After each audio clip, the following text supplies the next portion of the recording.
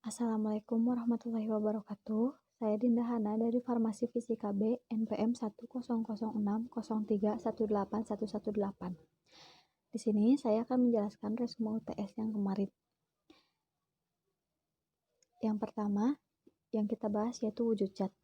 Di sini wujud zat terbagi menjadi 3, yaitu wujud zat diagram 3 fase, ikatan antar molekul, atom, unsur, molekul, senyawa, dan ion. Dari peta konsep di atas, kita dapat memahami perubahan wujud zat. Kita akan mempelajari wujud zat diagram 3 fase.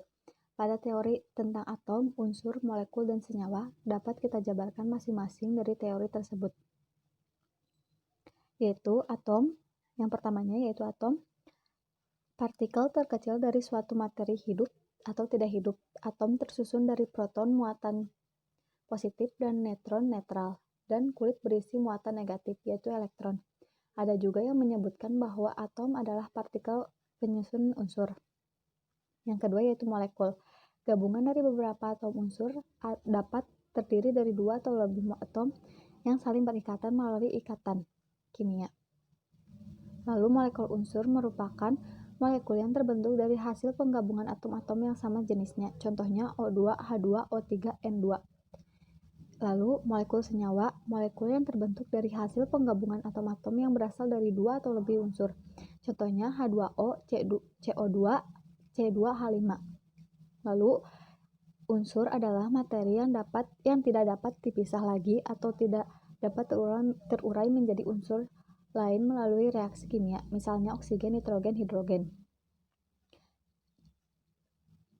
Kemudian senyawa, yaitu zat tunggal yang terdiri atas beberapa unsur yang saling kait-mengait. Senyawa minimal terbentuk dari 2 unsur yang berbeda, misalnya karbon oksida, air, dapur, asam cuka. Yang terakhir yaitu ion, yaitu atom atau sekumpulan atom yang bermuatan listrik. Ion bermuatan negatif yang menangkap 1 atau lebih elektron disebut anion, karena dia tertarik menuju anode. Ion bermuatan positif yang kehilangan 1 atau lebih elektron disebut kation, karena tertarik ke katode. Ada pula ikatan kimia, yaitu gaya tarik-menarik kuat antara atom atau antar molekul yang bertanggung jawab. Ikatan kimia mempunyai kulit yang terisi 8 elektron. Ikatan kimia juga menjadi 2, yaitu antar atom dan antar molekul. Lalu kita masuk ke wujud zat yang kedua. Ada perbedaan wujud zat, bentuk zat, dan diagram 3 fase. Pada wujud zat bagian 2 ini kita dapat mempelajari tentang prinsip perbedaan wujud zat, yaitu dapat terbagi beberapa macam. Wujud zat ada zat padat, zat cair, dan gas. Mengetahui bentuk zat dari kisi-kisi partikel penyusunnya. Kalau padat itu padat seperti berlian, renggang itu cair, memisah itu gas. Gaya kohesi tidak mau bercampur dengan zat lain.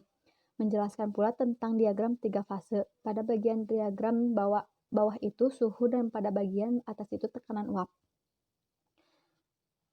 Selanjutnya, larutan dan kelarutan bagian yang 1. Larutan adalah suatu campuran dari 2 atau lebih komponen yang membentuk suatu disperse molekul yang homogen, dan kelarutan solubility suatu senyawa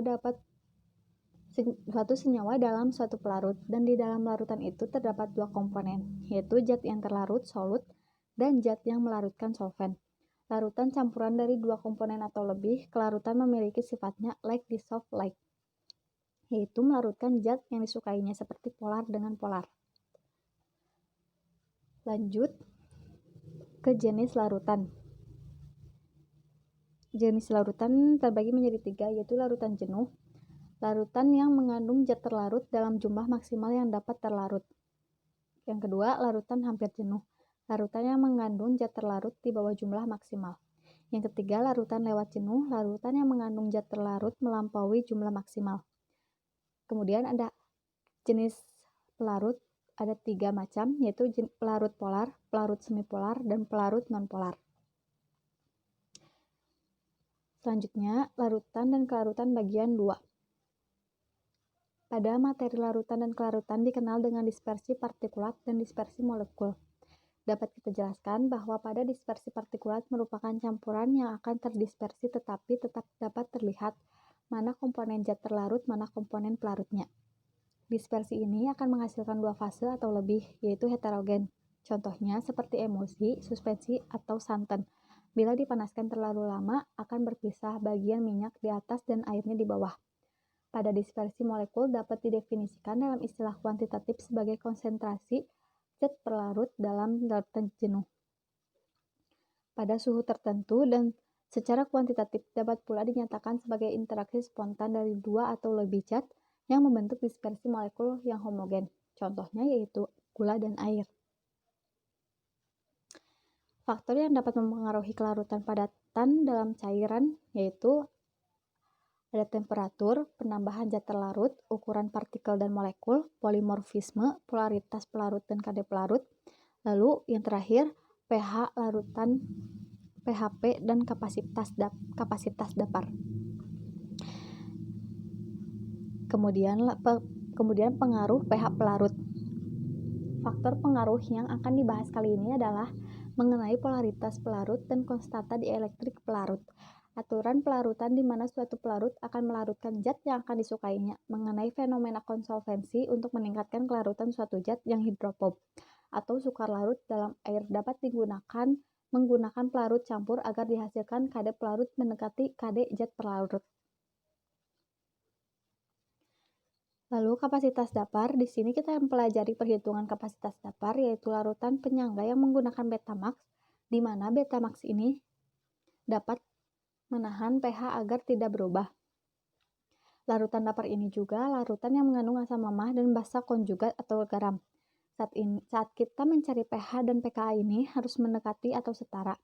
Rumus larutan dapat diketahui yaitu pKa ditambah log garam atau asam seperti di tugas yang kedua. Beta maksimal yang diketahui yaitu 0,576 derajat Celcius.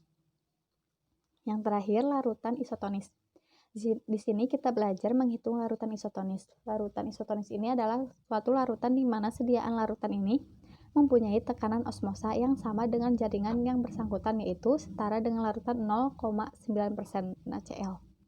Hipo itu kurang dan hiper itu lebih. Menghitung isotonis NaCl yang digunakan tabel bobot dan persen untuk mengetahui larutan isotonis atau bukan, dan juga membutuhkan berapa untuk mencapai isotonis tersebut. Mungkin cukup sekian penjelasan dari saya. Wassalamualaikum warahmatullahi wabarakatuh.